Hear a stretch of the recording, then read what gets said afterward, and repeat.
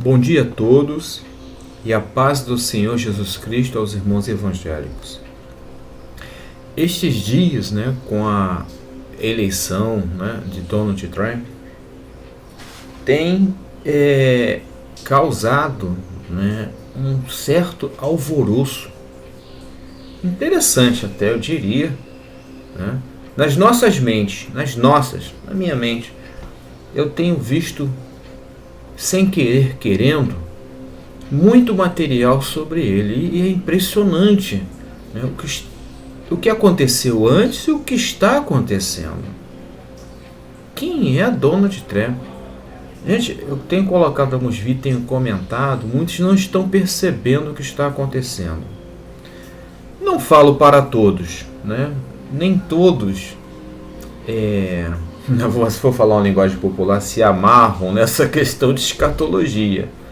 E como eu disse, eu tinha um site há 14 anos na internet tratando sobre esse assunto, e quando eu abri aqui o canal Meio Retrô, eu sinceramente estava com a intenção de cuidar da minha vida. Como assim? Você não estaria mais vigiando, André? Fala aos evangélicos? Não, mas ia continuar vigiando, que uma vez que eu creio que Deus desperta esse caminho da vigilância, e caminho da atenção escatológica para os acontecimentos, a gente não tem como voltar atrás mais não. Eu apenas não ia mais ficar falando nesse assunto publicamente. Mas como eu disse, sem querer querendo, e o gato já está aqui novamente querendo aparecer aqui embaixo da mesa. Sai daí, sai, fica aí quietinho, fica. Sem querer querendo, essa eleição do Trump e as coisas que estão cercando ele tem me chamado a atenção. Vou fazer aqui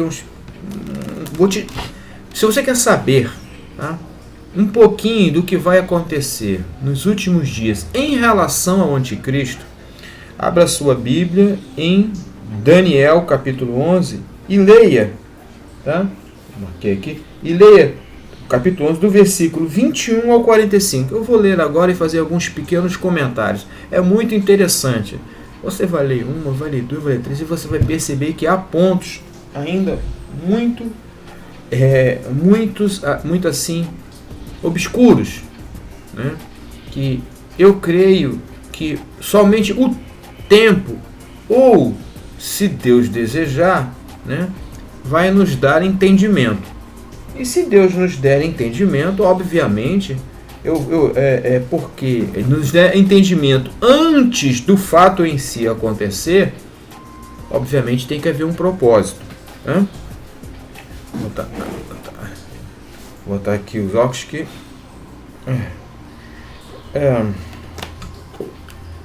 A Bíblia diz, antes no versículo...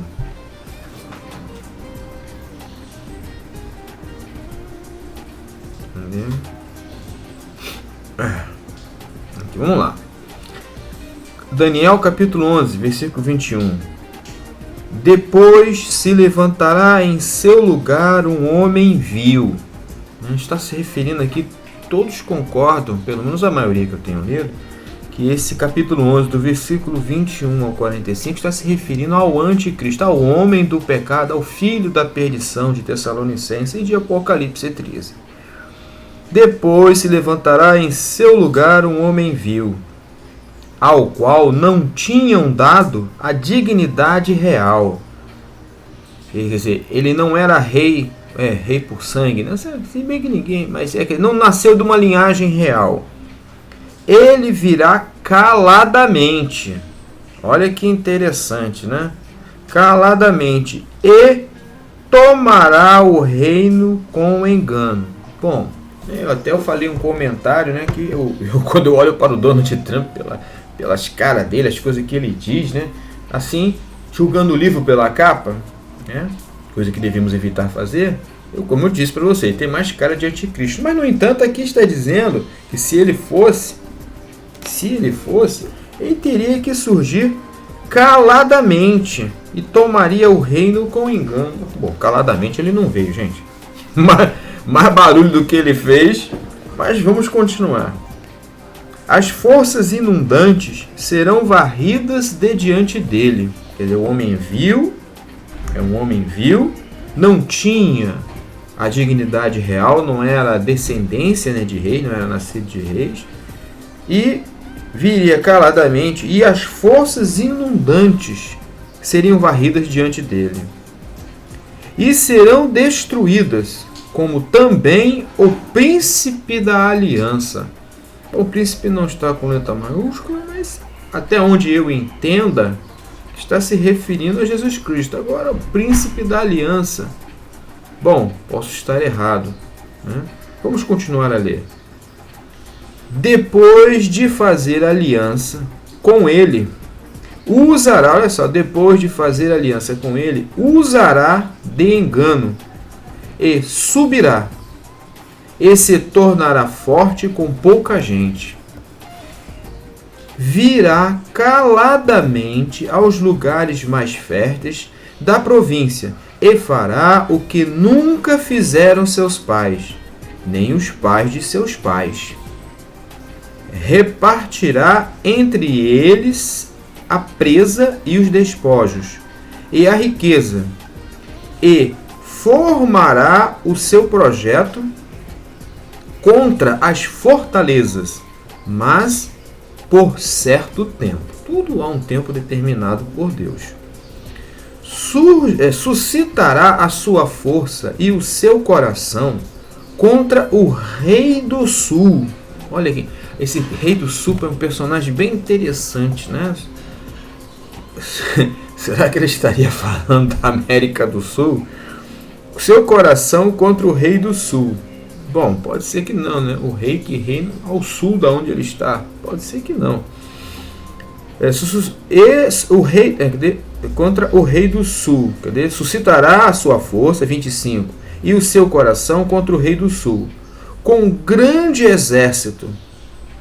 O rei do sul se envolverá na guerra com um grande e poderoso exército. Olha só. O rei do sul se envolverá na guerra, quer dizer, estará acontecendo uma guerra, pelo menos é isso que o texto me passa, e o rei do sul estaria evitando, porém ele terá que se envolver numa guerra. Não foi igualzinho com a questão da Segunda Guerra Mundial, né? Países como o Brasil, que não iria se envolver na guerra, teve que se... Não estou dizendo que isso aqui está descrevendo aqui a Segunda Guerra Mundial, não, mas eu estou apenas citando um exemplo histórico, né?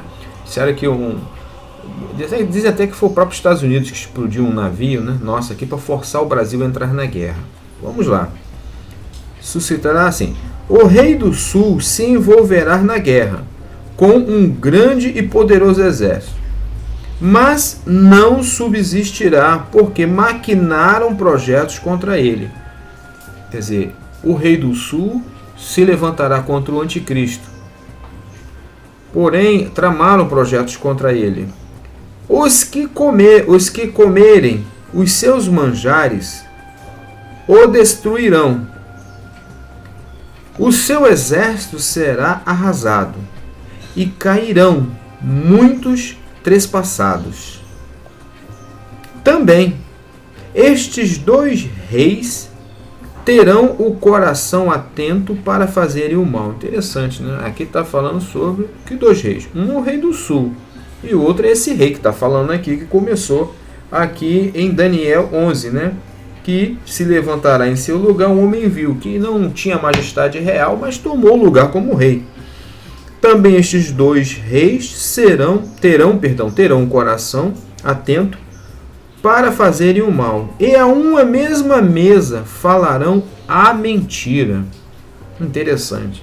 A Bíblia fala sobre os que não crerão na verdade, os que não creram na verdade crerão na mentira. Haverá uma mentira que será pregada ao mundo, mas sem êxito, porque o fim há de ser no tempo determinado. Então voltará para a sua terra com grande riqueza, e o seu coração será contra a Santa Aliança. Santa Aliança, entende-se que está falando sobre o quê?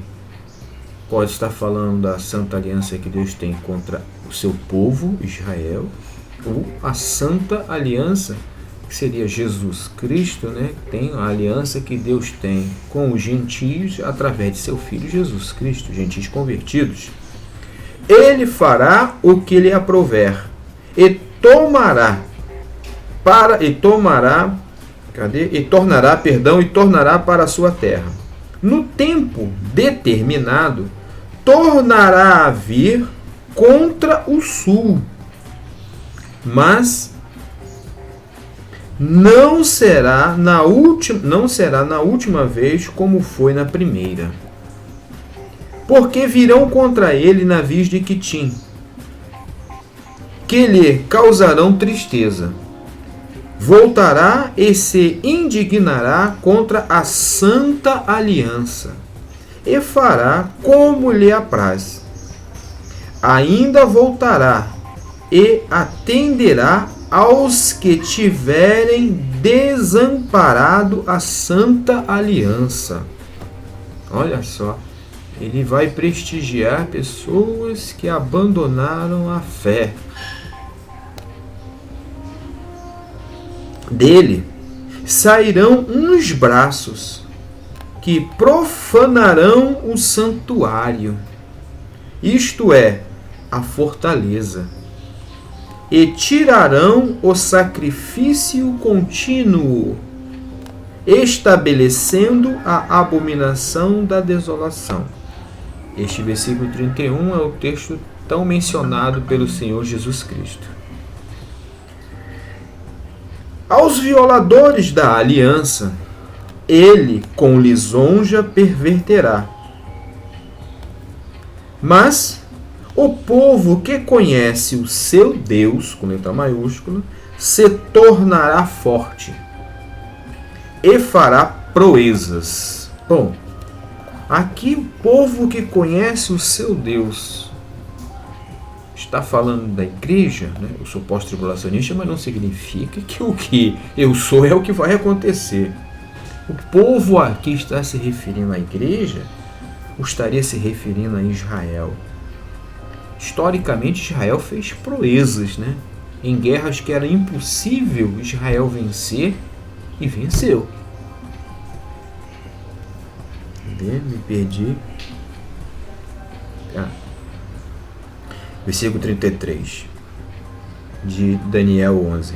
Os entendidos entre o povo ensinarão a muitos, mas cairão pela espada e pelo fogo, pelo exílio e pelo roubo, por muitos dias. Quer dizer, haverão pessoas sábias,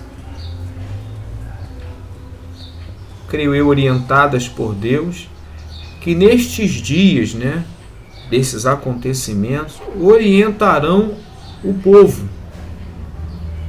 Os que derem ouvidos, é claro. Mas, por se oporem ao anticristo, tais serão, obviamente, perseguidos. Versículo 34. Mas, caindo eles, esses sábios e entendidos, serão ajudados com pequeno socorro. Eu acho que esse pequeno socorro está se referindo, se aquele dia não fosse abreviado, nenhuma carne se salvaria. E muitos se ajuntarão a eles com lisonjas. Olha aí, ó, o perigo da... Cara, você é bom, cara, aí você não se deixe levar por esse tipo de frases não, tá? Bajulação, né? Alguns dos entendidos cairão para serem provados. Serão testados a sua convicção, a sua fé. E purificados e embranquecidos até o fim do tempo. Porque isso será para o tempo determinado. Este rei, tá vendo? Ele não era de linhagem, tomou o reinado por engano. Este rei, versículo 36, fará conforme a sua vontade, e se levantará e se engrandecerá sobre todo Deus, com letra minúscula. Ele vai se levantar, lembra? Estamos chegando perto daquilo que Paulo disse lá em 2 Tessalonicenses, lembra? Todo Deus, e falará coisas espantosas contra o Deus dos deuses. O Deus dos deuses aqui está com letra maiúscula e o segundo com letra minúscula. quer dizer, contra o Deus de Israel, e fará prosperar. Perdão. E será próspero, fará prosperar. Vou ler novamente. Se levantará contra o Deus dos deuses e será próspero, até que a ira se complete. Porque aquilo que está determinado será feito. Olha só, exatamente o que está lá em Tessalonicenses. O homem do pecado, seria aquele que se levanta contra tudo que se chama Deus, objeto de culto e adoração. Mesma coisa. Não terá respeito aos deuses de seus pais. Quer dizer, os pais dele, a sua linhagem, adoravam a deuses, aqui na coleta minúscula, vários deuses.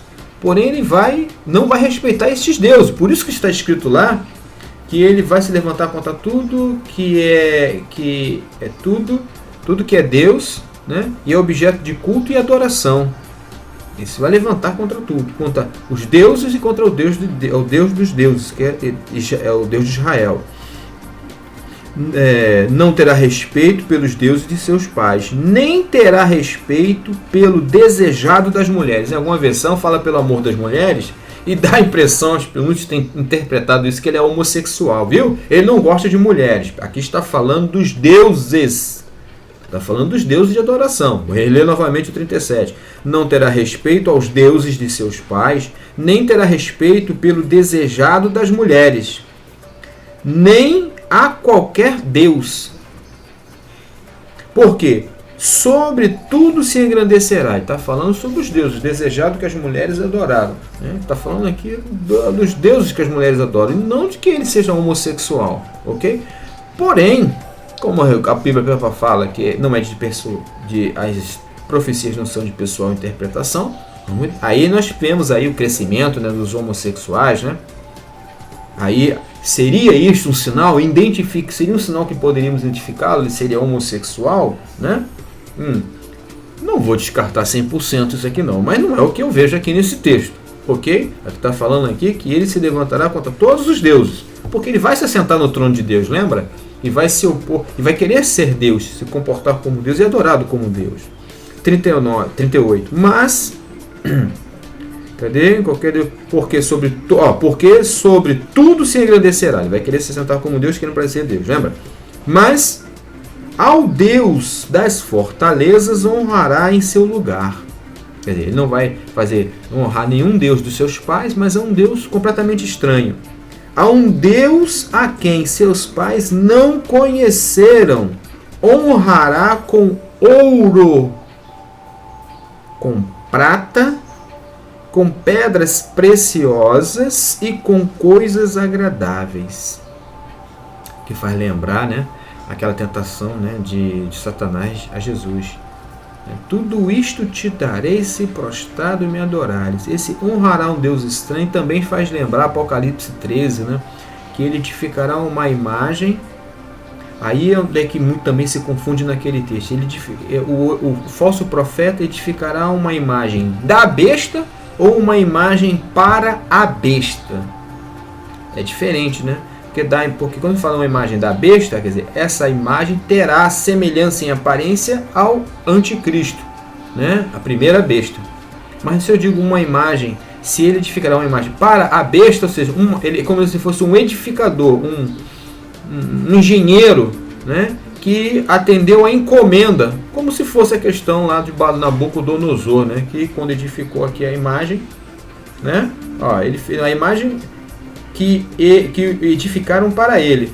Não me recordo aqui do texto se a imagem seria a imagem do rei Nabucodonosor ou uma imagem, né, que o rei Nabucodonosor, eu acredito que neste caso era uma imagem do rei Nabucodonosor. Mas vamos continuar, não ainda confundindo, já estou aqui há 19 minutos lendo.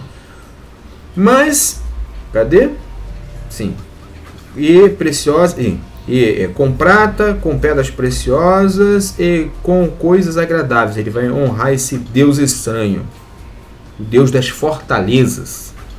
Agirá contra os castelos fortes com o auxílio de um Deus estranho. Quer dizer, completamente diferente de todos os deuses cultuados no mundo. Seriam extraterrestres, né?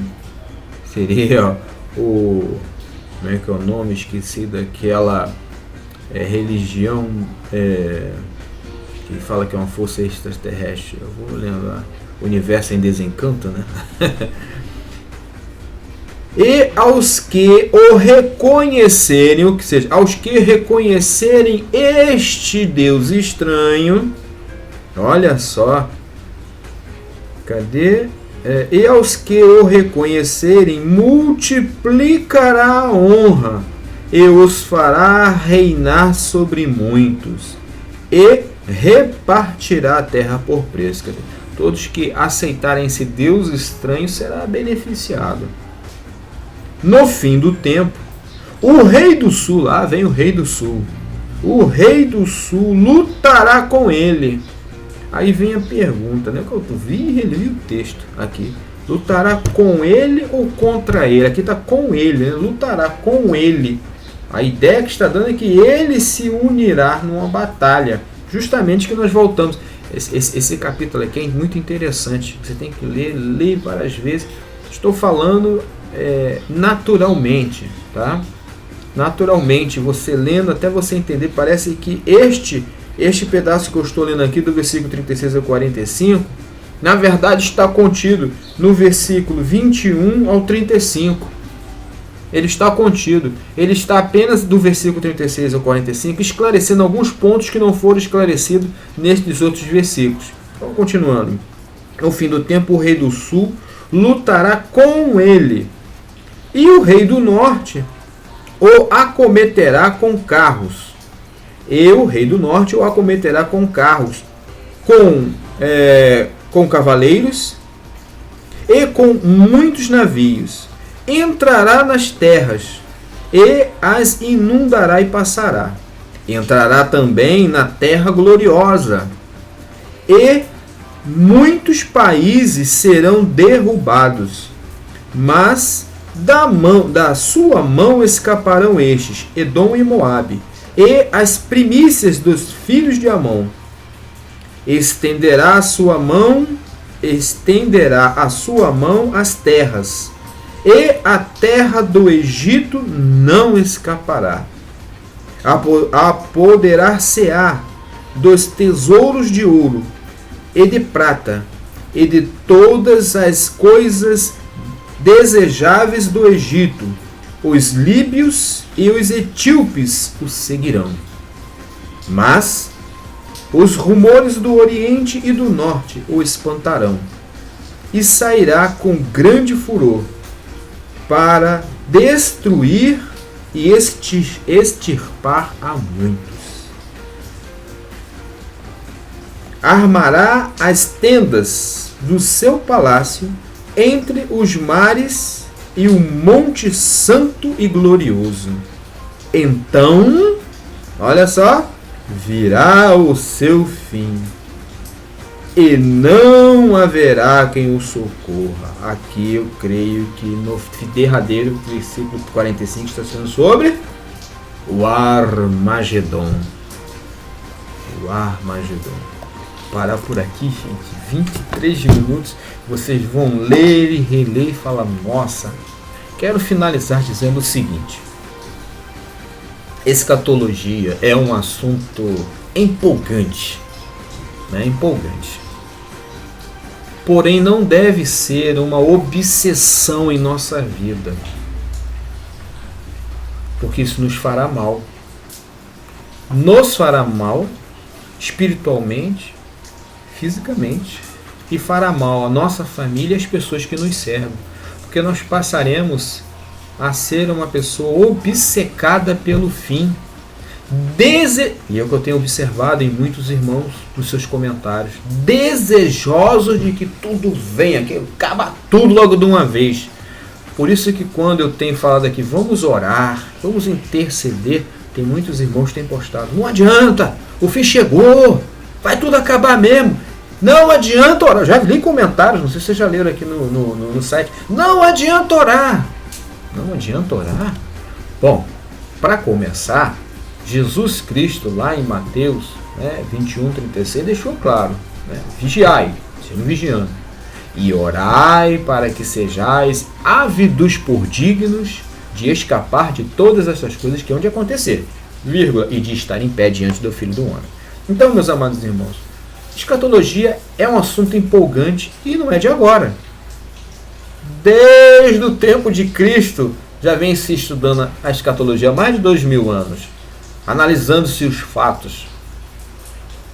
Não tem nenhum problema nisso.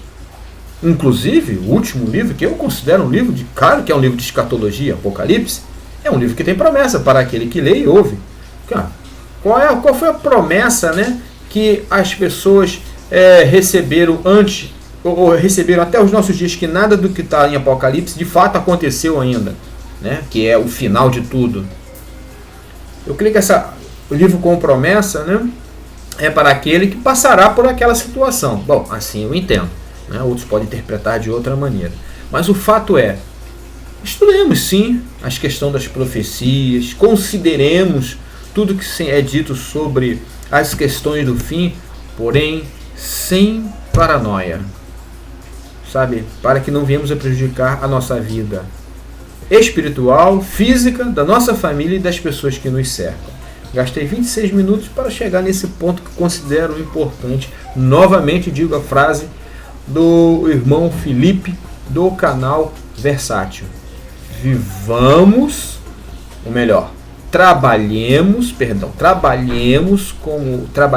como se Jesus Cristo somente fosse voltar daqui a 100 anos, ou seja, não é na nossa geração, então vamos trabalhar, correto? E o que é trabalhar?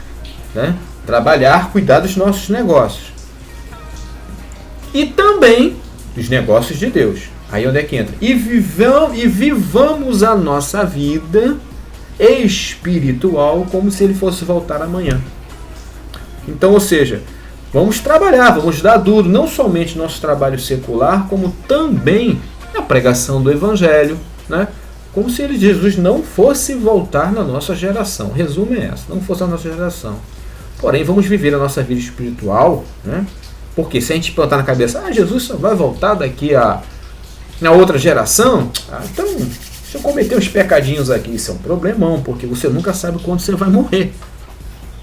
Teve até um colega aí que escreveu assim, quando eu falei sobre o ladrão na cruz, que eu falei que em momento nenhum, interessante, né? Como é que entram, eu não entendo isso, mas enfim, isso está se prolongando demais já, 30 minutos eu falando aqui. Entram aqui dizendo, não, o ladrão na cruz não tem esse negócio de se arrepender em cima da hora, não. O ladrão na cruz deu até nome pro ladrão na cruz. 2 ladrões eu não sabia. Aí eu fiz a pergunta lá, e tô curioso para saber de onde é que ele tirou o nome dos 2 ladrões na cruz. Estou muito curioso para saber disso. Ora, até teve pessoas que postaram lá sobre isso. Então, vejam só.